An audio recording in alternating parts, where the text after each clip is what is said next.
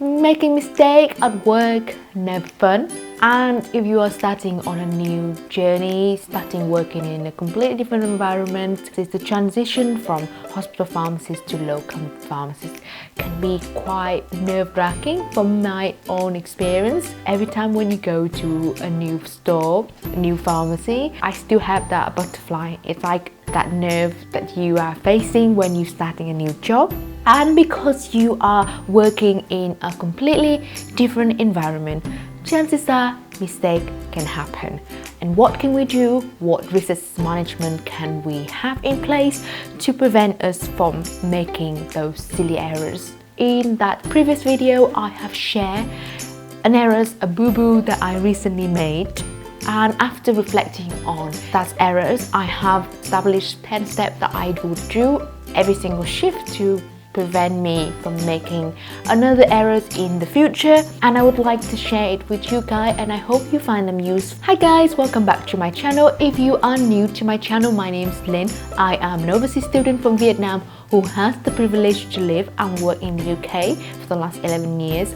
I'm now working as the pharmacist, and in this video today, going back to the pharmacy topic again, linking to my latest video where I share with you guys the recent boo-boo that I made. Tip number 1 is having a mental break. Chances are you might book in a shift in a pharmacy where it's always very busy, and your duty in the day might be acting as a responsible pharmacist and also checking a lot of prescription. And when I mean a lot, sometimes I feel like I'm in a robot that's constantly checking from 9 till 6, and apart from half an hour lunch break. So what can we do to implement a mental break apart from lunch break that you get? So I use Pomodoro technique when I would just concentrate on checking 25 minutes and having 5-minute break.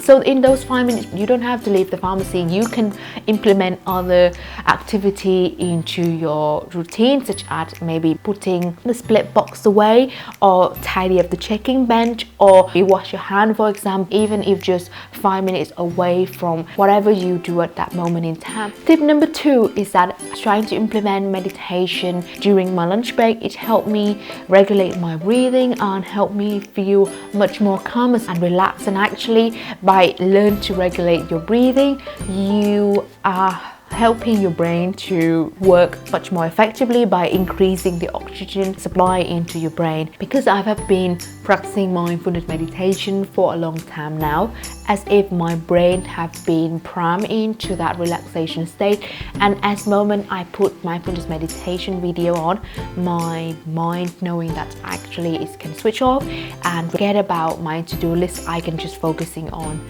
relaxation state only, and the more I manage to let my brain switch off, the more productive I will be later on when I come back from my lunch break. Tip number 3 is ask people for help. And actually everyone is interested in your well-being, and if you are not well, you are not going to be able to help others. You are not going to be doing so many shifts. If I feel that overwhelmed, that I actually need to spend time reading all of the SOP before my shift, or doing reflection so that I don't forget what I've learned so far, that requires the time to do so. So that means it's taking away the time for me to do other things. So what can I do? I can ask others to help me, or outsourcing it so that I could spend valuable time that I've got left after my shift to just focusing on the things I cannot outsource or asking other people to do, so that I don't feel anxious and overwhelmed with all the to-do lists. Tip number 4 that I use to help me minimizing the mistakes of work is that I use the ticks method. There is a predetermined checklist that I have for myself, and I would use a pen to highlight them, to tick them as I go along, so that it's allow me to increase my concentration. And also I can, as a final check, I can just go through the prescription, I can go to the box of medication to ensure there are certain ticks that I have used in place, so that allowed me to a reminder that actually I have go through all of that. Tip number 5 is to keep your environment organized. As I mentioned in my first tip, is that when you are implementing Pomodoro technique, When you are taking 5 minutes break, you can use that time to tidy up your checking bin, putting away any split boxes or any unnecessary paperwork that clutter in your checking bin, so that the environment that you are working is clear and it's allow your mind to operate much more effectively. Tip number 6 is that to carry out a risk assessment when you are going to work in a different team.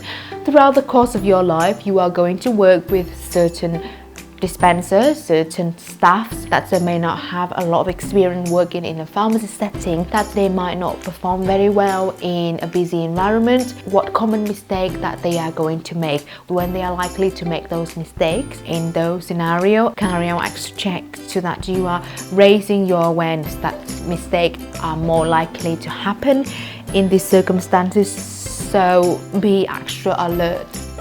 Tip number 7 is to increasing your awareness of the common mistakes that are likely to happen. On CPPE, there's a module called LASA. LASA stands for lookalike sound-like drugs, that the common mistakes that normally happen. It could be certain boxes that look exactly the same size, same color, but have different ingredient in there, and when the medication was put on shelf, they was put in the same area. Or the certain drugs that might sound similar, like pregabalin or gabapentin, or for example amitriptyline and amlodipine. So these are medication that tend to cause a lot of dispensing errors, so you should increase in your vigilance when you are looking through those prescriptions. Tip number 8 is to be aware of high-risk drugs. When I consider high-risk drugs, those are the drugs that had narrow therapeutic index, or the drugs that could have a very detrimental consequence if an error has happened, such as lithium or methotrexate. Increasing awareness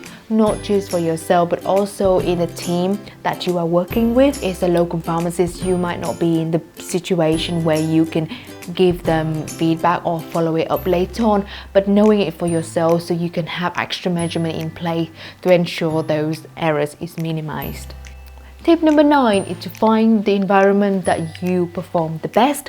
Actually, it's linking into understanding yourself. In the journey for me to help me understanding myself a little more is because I start picking up journaling. I understand every single shift that I do.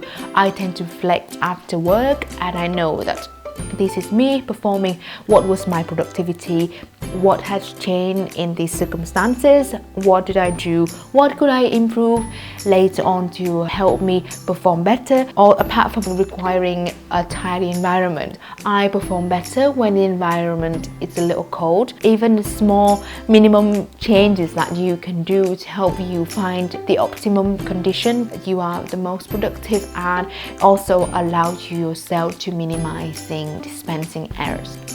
And the final tips that I have for you guys, which is also my favorite, is that to allow yourself to have the time to speak to the patient as much as you can, because it's also a time for you to clarify with patient any confusion that they have, an opportunity to clarify that the right medication is given to the right patient at the right time.